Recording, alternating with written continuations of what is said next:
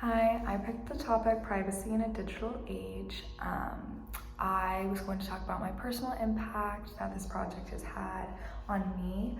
I chose this topic because as someone who lives in this digital age and has grown up in a technological advanced reality, I think that it's important to educate myself on some of the things that I could do better to prevent my personal information getting leaked. I personally have been victims to hacking multiple times on multiple platforms, and the amount of information that they can get off of just hacking my social media platforms is completely outrageous. I think this topic is important because I don't think a lot of people really understand how accustomed that they could be to online privacy being taken away from them. When you're in an age where there's lots of places on the internet that you can gain knowledge, that you can post knowledge, you can share opinions, you can share photos, images. There's different social media platforms. There's an ever-changing social media platform and something's always new. In my head, I think that all of these social media platforms have different informational bits about me. And collectively, they have a lot of personal information gathered up on me. So I think that's just kind of, not scary to think about, but it's really eye-opening when you realize just how much information about you is on the internet.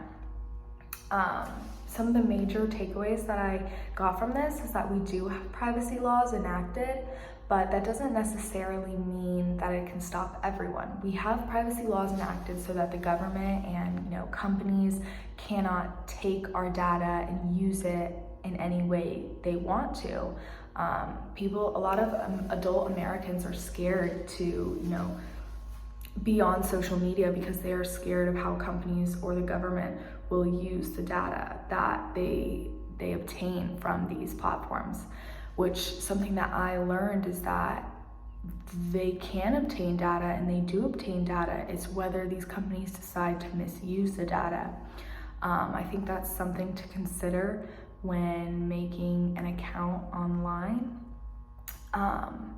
Overall, I thought this was a great project.